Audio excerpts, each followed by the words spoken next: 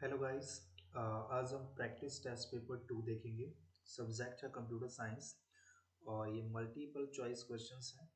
12 number के question आएंगे इस बार आपको एचपी बोर्ड मार्च 2025 में। सो अभी हम पहले थोड़ा सा चैनल का नेम देख लेते हैं। ये मेरा न्यू चैनल है जिसका नाम है R&K फ्यूजन। ओके, सो सबसे पहले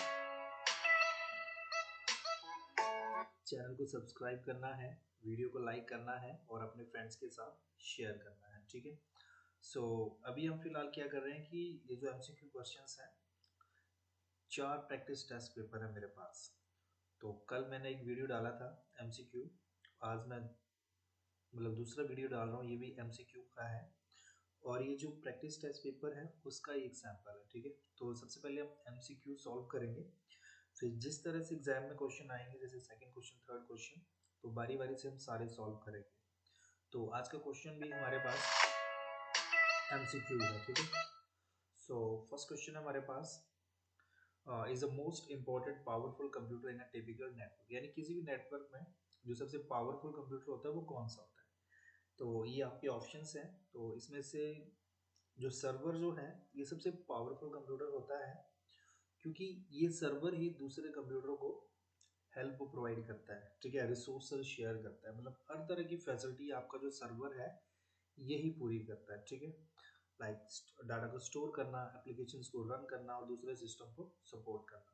सो इसका आंसर है ऑप्शन बी, सर्वर।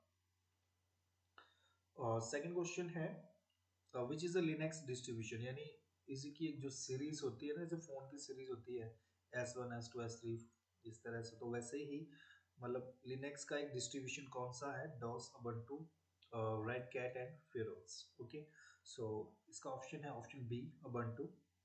क्योंकि उबुंटू जो है वो लिनक्स का ही एक डिस्ट्रीब्यूशन है, जो लिनक्स ऑपरेटिंग सिस्टम है उसका एक पॉपुलर डिस्ट्रीब्यूशन है और ये डेबियन बेसिस पे है ऑपरेटिंग सिस्टम, जो कि यूजर फ्रेंडली होता है। ठीक है। और साथ ही ये जो अदर लिखी है option like DOS, red cat और फिरोज, ये किसी भी टाइप का लिनक्स डिस्ट्रीब्यूशन में नहीं आते। So option is B, Ubuntu. Next question है, command list all user currently on the system in Linux, यानी सिस्टम के ऊपर करंटली यूजर की लिस्ट दिखाएगा जो कि लॉगिन है। ठीक है। तो ऑप्शन सी है यहाँ पे हु मतलब कौन। ठीक है, तो ये दिखाएगा कि कौन सा कमांड जो है वो करंटली लॉगिन यूजर्स की लिस्ट को डिस्प्ले करेगा। ठीक है। So who command is the answer. जो बाकी कमांड है लाइक cd, ls और cp, cd डायरेक्टरी चेंज करने के लिए यूज करते हैं, ls जो भी डायरेक्टरी और फोल्डर है उसके अंदर फाइल्स को डिस्प्ले करेगा, मतलब फाइल्स और डायरेक्टरी को डिस्प्ले करने का काम करेगा ये, और cp जो है वो फाइल्स को कॉपी करने का काम करता है लिनक्स के अंदर। सो ये जो अदर कमांड है cd, ls और cp, ये सिंपली नेविगेशन या फाइल मैनेजमेंट के लिए यूज की जाती है, ना कि यूजर की लिस्ट को शो करने के लिए। So exact answer is option C, who command. Then what does pwd command do in the Linux. अब यहाँ पे फर्स्ट और थर्ड में पासवर्ड लिखा गया है, क्योंकि जब भी हम कोई पासवर्ड नोट करते हैं किसी भी चीज का तो हम शॉर्ट में pwd लिखते हैं, user ID and then pwd। तो ये जस्ट कंफ्यूज करने के लिए बताया गया है। pwd का फुल फॉर्म होता है print working directory. Okay, simply यानी करंटली आप किस डायरेक्टरी या फोल्डर में काम कर रहे हैं उसको दिखाएगा ये। सो command in the linux display the current directory or path the user is in, so option b है इसका आंसर। ओके, सो ये हमें बताता है कि हम करंटली किस लोकेशन पे वर्क कर रहे हैं किसी भी फाइल सिस्टम के अंदर। So option is B. The next question है, पीपीआई स्टैंड्स फॉर, पीपीआई देखो इसका सिंपली आंसर है picture pixels per inch, sorry गलत बोल दिया, option D, pixel per inch. और ये किसी भी स्क्रीन या प्रिंटर के ऊपर जो इमेजेस है उनके रेजोल्यूशन को मेजर करने के लिए इसका यूज किया जाता है। ठीक है, और ये दिखाता है कि कितने पिक्सल जो है एक इंच में हम यूज करें, यानी जो डॉट डॉट होते हैं ना जिनको मिला के कोई पिक्चर बनती है। ठीक है, so option D, pixels per inch. Then tool converts free hand strokes to the basic shapes. देखिए जब हम कोरल ड्रॉ में ट्राई करेंगे ना, तो ये जो स्मार्ट ड्राइंग टूल है, इसके द्वारा हम बेसिक इमेजेस जो है वो बना सकते हैं, like a free hand, like circle, rectangle, okay, ovals, etc. So this is useful in vector graphics software like Corel Draw. So smart drawing tool help convert freehand strokes into the basic shapes, making them more precise. So option B. Then function return the resulting string as its value, यानी इनमें से कौन सा option है जो किसी string को एक वैल्यू के रूप में दिखाएगा, मतलब आउटपुट डिस्प्ले करेगा। So option is C, echo command PHP में यूज करते हैं किसी स्ट्रिंग को दिखाने के लिए, या स्ट्रिंग के अंदर कोई वेरिएबल लिखा है उसकी वैल्यू को डिस्प्ले करने के लिए। सो कॉमनली किसी भी टाइप की इंफॉर्मेशन को स्क्रीन पर डिस्प्ले करने के लिए हम इको स्टेटमेंट का यूज करते हैं। और जो अदर स्टेटमेंट है प्रिंट और प्रिंट एफ, ये भी इस काम को कर सकते हैं, बट जो इको कमांड है वो सबसे सिंपलेस्ट होती है। सो इसका आंसर होगा option C. Then command is used for removing all record from the table including space allocated for records। देखिए इस क्वेश्चन में कंफ्यूज नहीं होना है, यहाँ पे लिखा है use for removing all record from the table. ये नहीं बोला कि टेबल को डिलीट करना है, सिर्फ टेबल के रिकॉर्ड को डिलीट करना है, टेबल वैसे रहेगा।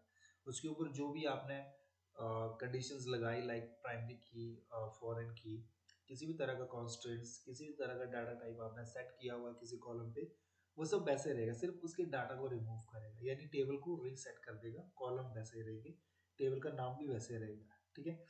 सो डिलीट का यूज करते हैं हम सिंपली, यहाँ पे ऑप्शन डी होगा, truncate, okay.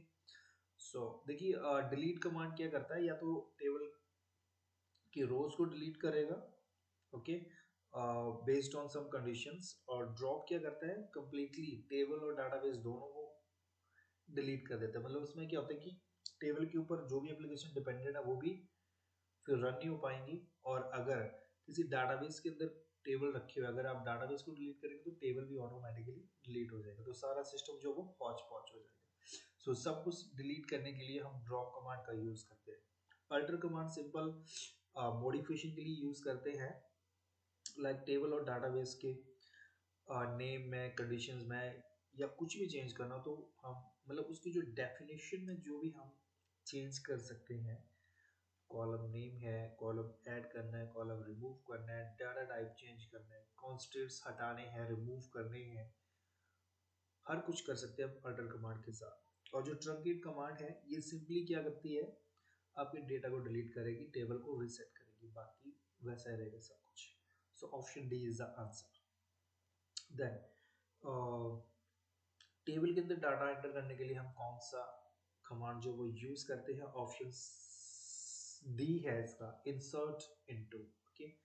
So insert into command in SQL is used to add a new record to the table, okay. जो इंसर्ट डाटा ऑप्शन है, this is not a valid SQL command, और even add data भी किसी भी type का SQL commands नहीं है, सो इसका आंसर है ऑप्शन डी।